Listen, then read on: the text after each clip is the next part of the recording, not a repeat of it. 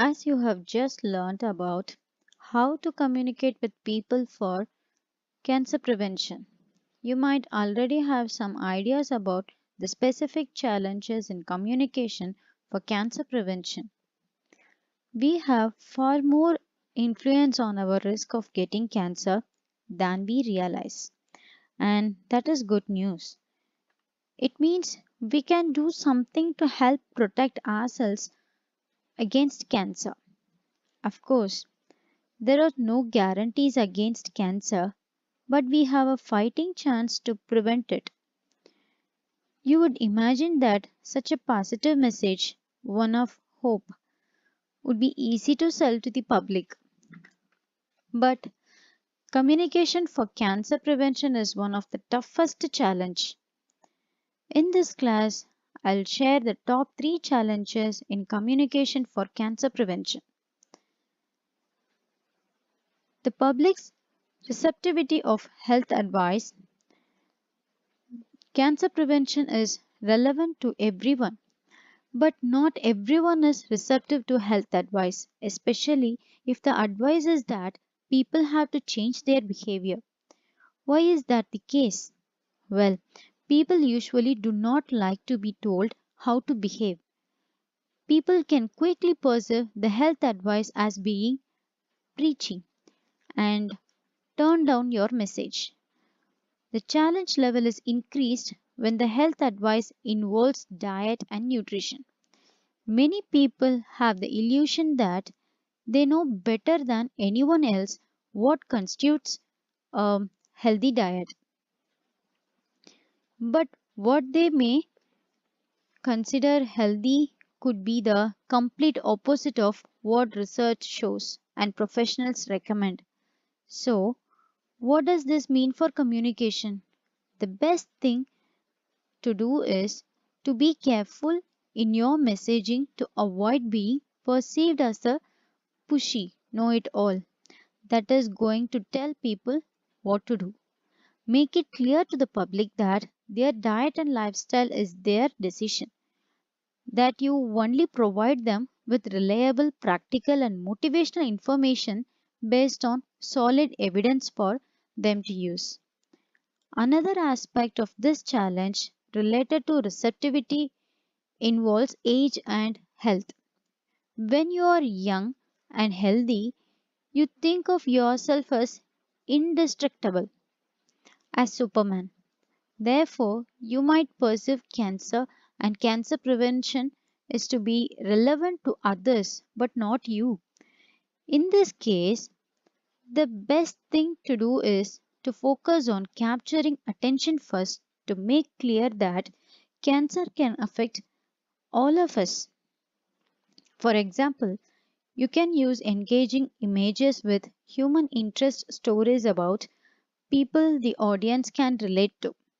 Once you have their attention, you have a better chance of them being receptive to your health advice. Criticism from cancer survivors, communication about cancer prevention can have a unintended effect. People who have been diagnosed with cancer at times feel blamed for getting cancer. While that, of course, is never the message, that can be the interpretation which is very hurtful. Cancer survivors might be hurt or angry, which is a painful and unintended consequence of communicating cancer prevention messages.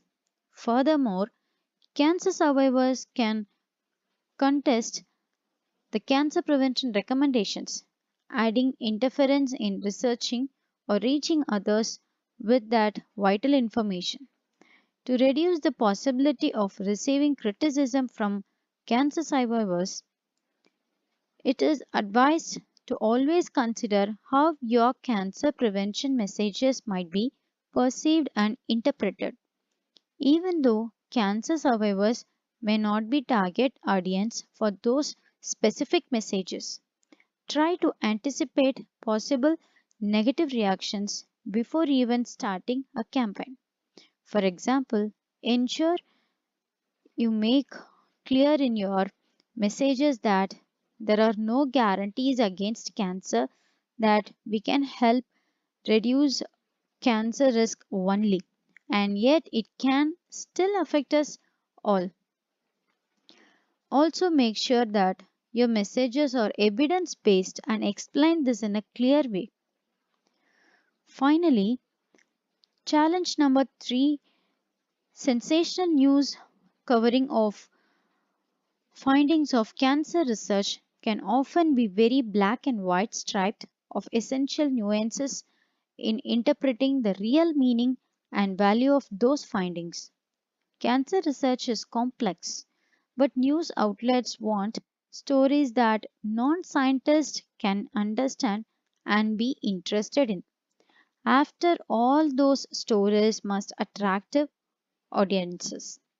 These hard hitting news stories can lead to false hope and disappointment.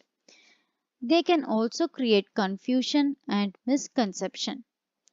If one day you read in the newspaper that you should eat broccoli to prevent cancer, and then in another you read that broccoli should be avoided, you will probably get confused as well. Possibly, you would even be irritated and will be inclined to disregard any news about cancer prevention. This would lead you to miss out on the really important information. But let me be clear here, we can't blame the press for sensational news. Of course, they do have a responsibility in that. But so, do the researchers and PR professionals behind the stories? We can do that. You're pitching a story to the press, or if you are asked by the press to comment on a study, make sure you have your facts ready and your messages well drafted and nuanced. A handy tool is to write a couple of maximum 3 key messages you want to get across, being clear about the real implication of the study in a wider scheme of things. Yes, communication for cancer prevention faces specific and at times very tough challenges. We now have looked at 3 of them. One of the most important thing is that communication based on evidence based messages can help deal with many of these challenges. And in addition, creativity in finding new ways to make your message stand out, of course, in a good way, is always helpful. Thank you.